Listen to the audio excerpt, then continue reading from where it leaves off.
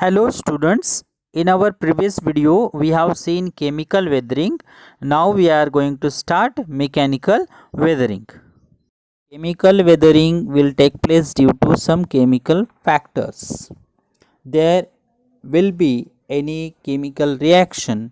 So due to that chemical reaction, weathering will take place and rock will disintegrate into pieces. That process is called chemical weathering. Generally, such type of chemical weathering will take place due to water, because water plays an important role in chemical weathering because it is considered as a universal solvent. Generally, when we think about rock, actually rock is a mixture of minerals. When that rock will come in contact with water, so whatever the minerals are contained in that rock, those minerals will dissolve into that rock. मतलब यहाँ पे बारिश का पानी जो है वो बहुत ही इम्पोर्टेंट रोल प्ले करता है, क्योंकि पानी में बहुत सारी चीज़ें इजीली डिजॉल्व हो सकती है. एक्चुअली रॉक जो है वो एक मिनरल का ही बना हुआ एक मिक्सचर रहता है, तो ये जब पानी की कांटेक्ट में आता है तब मिनरल्स इसमें डिजॉल्व होते हैं. कुछ चीज़ें जो है उसमें पानी में इजीली डिजॉल्व नहीं हो सकती है, लेकिन ऐसी प्रोसेस बार बार होने से जो सॉल्युबिलिटी होती है पानी की वो बढ़ जाती है. तो इसके कारण जो चीज़ें इजीली डिज़ोल्व नहीं हो रही थी वो भी उस सॉल्यूशन में इजीली डिज़ोल्व होती है. अब ये कहाँ पे ज़्यादा वेदरिंग पाई जाती है? तो जहाँ पे बारिश ज़्यादा होती है ऐसे एरिया में ही केमिकल वेदरिंग जो है वो ज़्यादा एक्टिवली पाई जाती है. अब ये वेदरिंग जो है वो हम आगे जो पॉइंट्स है उसके माध्यम से समझेंगे. फर्स्ट वन है कार्बोनेशन. कार्बोनेशन मतलब कार्बन डाइऑक्साइड के कारण ये प्रोसेस होती है. हमें वाटर साइकिल पता है, तो ये जो वाटर साइकिल होता है उस प्रोसेस में बारिश की बूंदें जब ज़मीन के ऊपर आती है तब उसी समय पे कार्बन डाइऑक्साइड उन बूंदों में मिक्स हो जाता है और उसके कारण कार्बोनिक एसिड उससे बन जाता है. अब ये कार्बोनिक एसिड जो है इसमें लाइमस्टोन जो है वो इजीली डिसॉल्व हो सकता है, तो ये इस प्रोसेस को कार्बोनेशन कहा जाता है. दूसरा है सोल्यूशन. सोल्यूशन मतलब यहाँ पे हम देखते हैं कि कुछ मिनरल्स जो कि बारिश के पानी में इजीली डिसॉल्व होते हैं.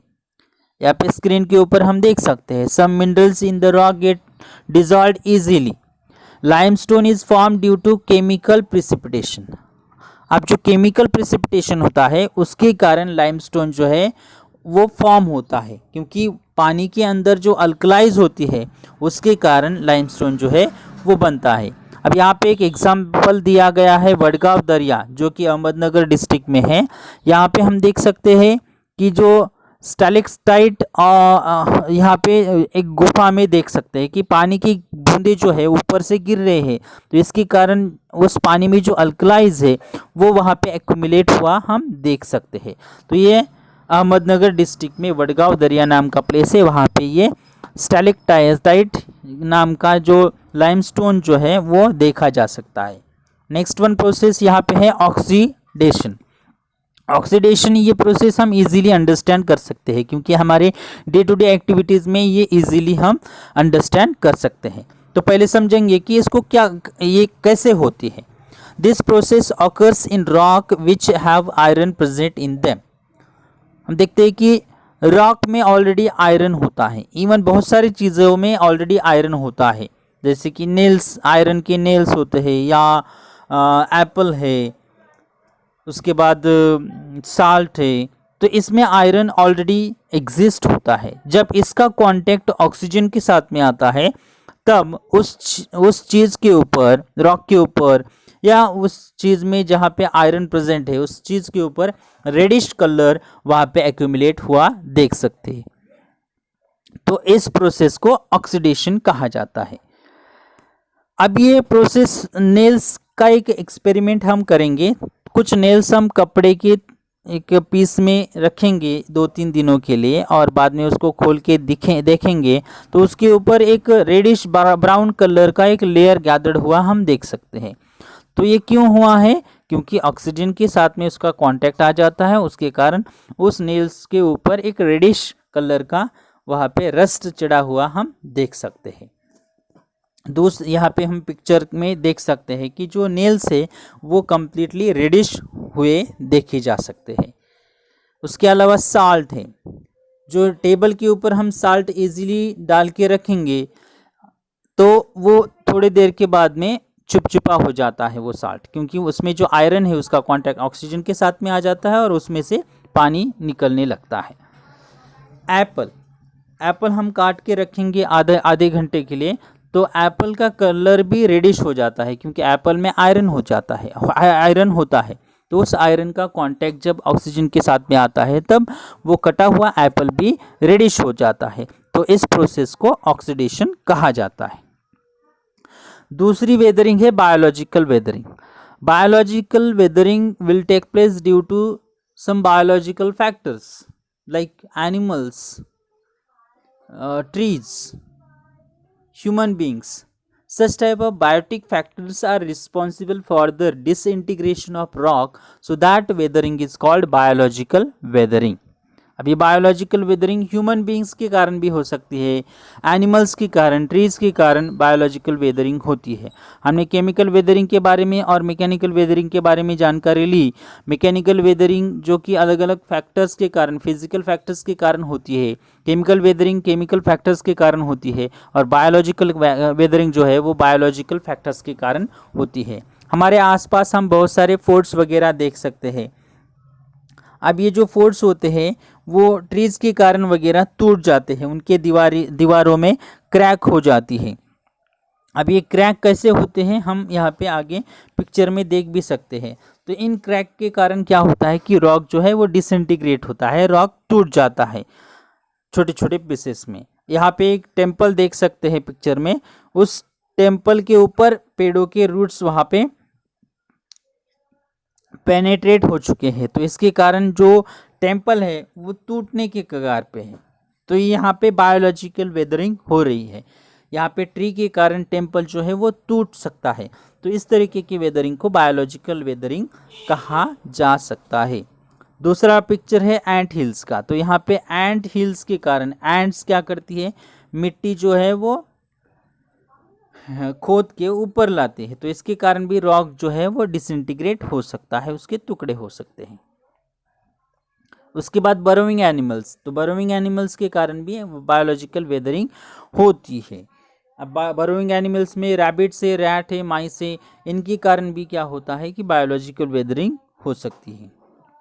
उसके बाद लीचन, मॉस, अलगी, ये भी कुछ फैक्टर्स है कि इसके कारण रॉक के ऊपर लीचन गैदर्ड होता है, लीचन आ जाता है, उसके कारण रॉक का जो ऊपर का लेयर है वो ढीला हो सकता है, उसके कारण भी बायोलॉजिकल वेदरिंग हो सकती है। तो ये सब फैक्टर्स है कि जिसके कारण बायोलॉजिकल वेदरिंग हो सकती है। अब ये वेदरिंग के कारण, केमिकल वेदरिंग के कारण, मैकेनिकल वेदरिंग के कारण और बायोलॉजिकल वेदरिंग के कारण जो वेदर्ड मटेरियल होता है, उस वेदर्ड मटेरियल को मास मोमेंट कहा जाता है। अब ये मास मोमेंट जो होता है, ये मास मोमेंट जो है वो एज पर द स्लोप के माध्यम से होता है। मतलब जहाँ पे स्टीप स्लोप है वहाँ पे तेजी से वो मटेरियल बहने लगता है, जहाँ पे जेंटल स्लोप है वहाँ पे स्लोली वो मटेरियल स्लाइड होने लगता है। तो जैसे उस लैंड का पोस्चर है, स्टीप है या जेंटल है, उसके बेसिस पे ये जो मास वेस्टिंग या मास मूवमेंट है ये होती है। यहाँ पे हम देख सकते हैं कि जो बारिश का पानी ऊपर से नीचे आने के कारण यहाँ पे जो माउंटेन का जो एरिया है वो पानी में धंस गया है। तो ये यहाँ पे एक मास वेस्टिंग का एक एग्जांपल हम देख सकते हैं। This process has been happening for years. The weathered particles form a conical heap at the foothills.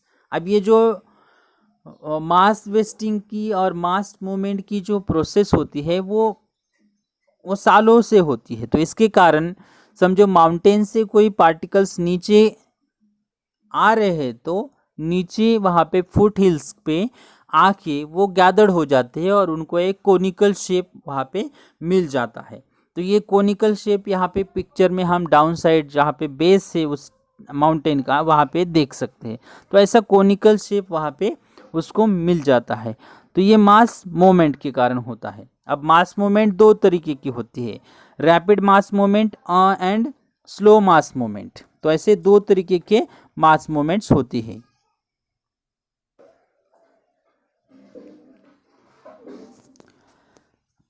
Rock falls, landslides, land subsidence occur rapidly. Their effects are very destructive. The probability of these events is more in the region having humid climates and steeper slopes. A thick layer of weathered material forms on the slope. अब ये जो rapid moments है ये क्यों होती है और कहाँ पे होती है? तो इसके कारण रॉक फॉल्स होते हैं, लैंडस्लाइड्स होते हैं, लैंड सब्सिडेंस होते हैं। तो ये ऐसे डिस्ट्रक्टिव एक्टिविटीज़ होती है। अब ये एक्टिविटीज़ कहाँ पे होती है? जहाँ पे ह्यूमिड क्लाइमेट है। ह्यूमिड क्लाइमेट के कारण, पानी के कारण रॉक जो है वो ढीला हो जाता है, तो इसके कारण लैंडस्लाइड्स हो जाते हैं। प्लस जहाँ पे स्टीप स्लोप्स है वहाँ पे लैंडस्लाइड्स होते हैं। बड़े बड़े माउंटेनस एरियाज़ है वहाँ पे इस तरीके के लैंडस्लाइड्स हम देख सकते हैं। तो इसके कारण जो मटेरियल है वो मटेरियल नीचे स्लाइड हुआ देखा जा सकता है, तो उसको लैंडस्लाइड्स हम कह सकते हैं। तो यहाँ पे पिक्चर में हम देख सकते हैं कि रोड के ऊपर माउंटेन से कुछ रॉक के पार्ट्स जो है वो नीचे स्लाइड हुए देख सकते हैं। तो इसके कारण डिस्ट्रक्शन हो सकता है। यहाँ पे जो व्हीकल्स आने जाने वाले हैं वो भी इससे मतलब उनको हार्म हो सकता है। इवन ह्यूमन बीइंग्स का भी लॉस इस तरीके के डिस्ट्रक्शन में हो सकता है। When it rains in such areas, the rainwater penetrates the weathered materials and their weight increases. The weathered material move very rapidly and come down the slope. तो यहाँ पे जहाँ पे माउंटेन्स एरियाज़ है, स्टीप स्लोप्स है, यहाँ पे बारिश जब होती है तो बारिश के पानी के कारण ये पानी पेनेट्रेट होता है इन रॉक के अंदर, वो चला जाता है। इसके कारण रॉक का जो वेट है वो बढ़ जाता है और रॉक जो है नीचे स्लाइड हो जाता है। तो इसके कारण भी लैंडस्लाइड्स होता है। ऐसा ही यहाँ पे एक एग्जाम्पल देख सकते हैं, वो है मालिन विलेज, जिसके कारण गांव का गांव जो है वो लैंडस्लाइड्स के कारण वो इसमें बहुत सारी जीवित हानि हो चुकी है, क्योंकि पूरा जो गांव है वो लैंडस्लाइड में नीचे धंस गया था। Sometimes the weathered materials do not move downward but sink in situ where they are. This is called slumping. अब कभी कभी क्या होता है कि वो लैंडस्लाइड नीचे नहीं आता है, तो वो जहाँ है वहीं पे धंस जाता है। तो ऐसे प्रोसेस को सिंक इन सिटू कहा जाता है। मतलब जो वेदर्ड मटेरियल होता है जो कि नीचे आने वाला है वो नीचे नहीं आता है, स्लाइड नहीं होता है, तो वही धंस जाता है। तो ऐसे प्रोसेस को सिंक इनटू सिटू कहा जाता है।